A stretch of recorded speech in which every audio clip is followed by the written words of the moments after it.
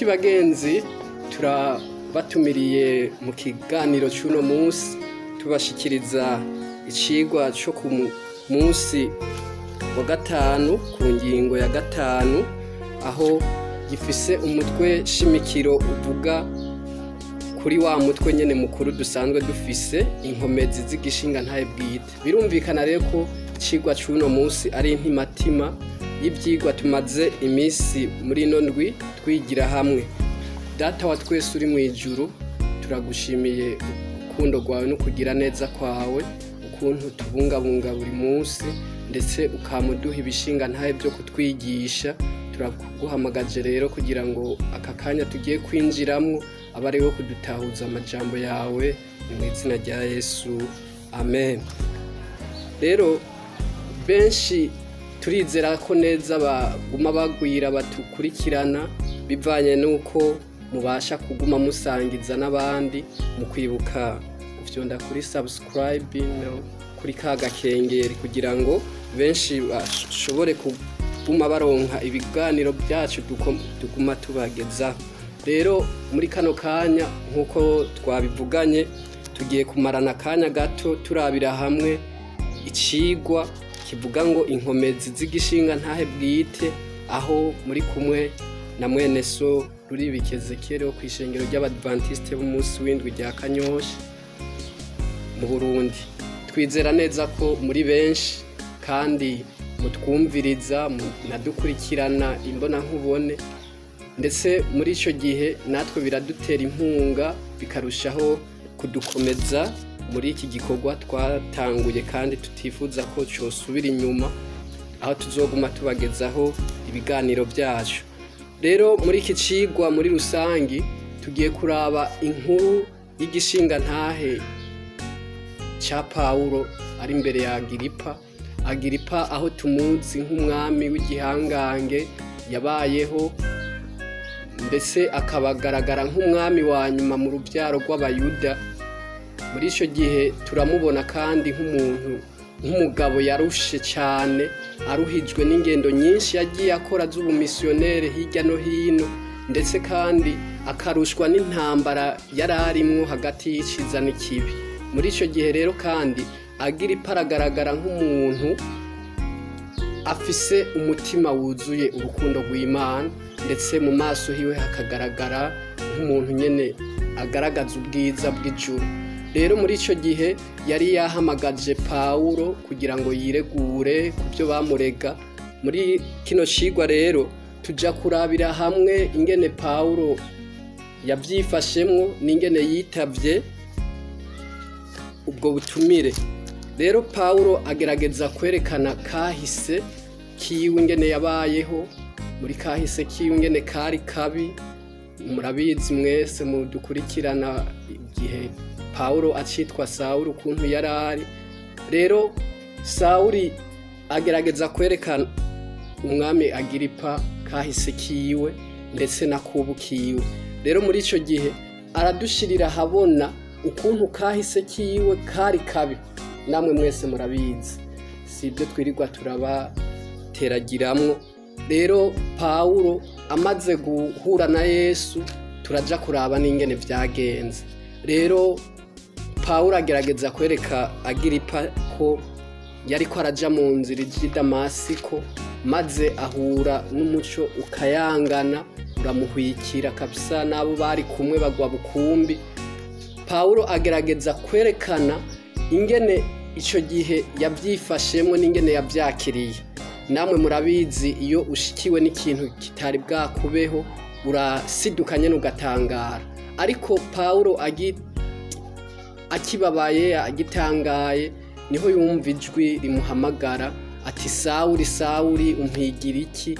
Uwo twibuka ko yari umwami Yesu, kuko niwe yariko arahiga. Rero muri ico gihe Paulo kuva ico gihe yaciye ahinduka, kandi ubwo kera yari afise izina yitwa Sawuli, yaciye agaragara noneho nk'umuntu mushasha afise n'irindi zina rishasha, aho ubu tumuzi nka kw'izina rya Paulo. Paulo rero yagiye akora ibintu byinshi, aho natwebwe uyu munsi nk'abizera tumwigira ko byinshi, kuko yagiye aca mu bihe bitandukanye kandi bigoye, tubona ko igishinga ntahe ciwe cerekana nk'umuntu mubi avuyemwo ikintu ciza maze akaba umuntu mushasha, umuntu mwiza. Rero Pawulo ariko yiregura imbere ya Agiripa, birumvikana ko Agiripa yacumiswe mu mutima no kumva ubuzima bwa Pawulo. Birumvikana ko Agiripa nawe habayemwo amahinduka aciye ku nkuru za kahise ka Pawulo. Rero uyu munsi na twebwe ibyashikiye Pawulo acitwa Sawuli benshi byaradushikiye kera, kuko mwibuka ko Pawulo abivuga neza. Petero mu gitabo ciwe ca mbere mu gice ca 2 ku murongo w'10 ahagira ngo kera nta bantu mwarimwo, kera ntimwari bwagirirwa imbabazi, ariko noneho ubu muri abantu, ati muri hanga ryera mukoranijwe kuba abami n'abaherezi. Rero birumvikana ko iyo umaze guhura na Yesu ubu umuntu mushasha, usigara ushingira intahe ukuri kwa Bibiliya. Rero muri make icigwa c'uno munsi cari igishinga ntahe ca Pawulo imbere ya Agiripa, aho tubona ko kabisa na Agiripa yahinduwe n'igishinga ntahe ca Pawulo, nkuko abenshi muri mwebwe canke abenshi muri twebwe ibishinga ntahe bya Pawulo byagiye biduhindura kenshi, maze bituma dushikama mu kwizera. Turabona ko umukristo ategezwa guca mu bihe bigoye maze hakagera igihe agira amahinduka. Rero turabifuriza namwe kugira ibishinga ntahe byiza bizoshobora kwigisha n'urundi runganwe rw'ahazaza, maze igihe twitegurira gutaha twese tuzobe twarigishanije na cane cane biciye mu bishinga ntahe vyacu. Rero ikigwa cacu cavuga ngo inkomezi z'igishinga ntahe bwite, aha turiko tugeza ku musozo wacu, ariko twishure ku kibazo kirangiza kiri muri iki cigwa nyene, aho kibaza ngo kubera iki mwibaza ko Agiripa yoba yigenjeje uko, niki cyamutangaje mu gishinga ntahe ca Pawulo.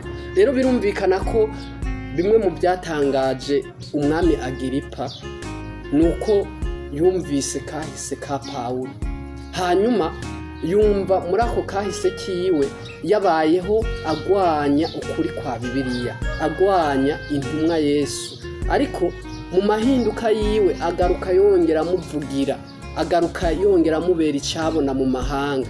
Rero iki cigwa kiratwereka ko hariho inkomezi zidasanzwe na cane cane mu bishinga ntahe bwite, aho twahamagariwe natwe kugira ngo ibishinga ntahe tugaragaje bizotuma vyigisha benshi bo mu runganwe rugiye kuza.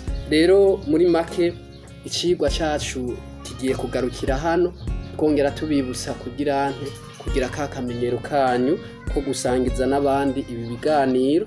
Hanyuma reka turangize twongera kwiragiza Imana n'isengesho.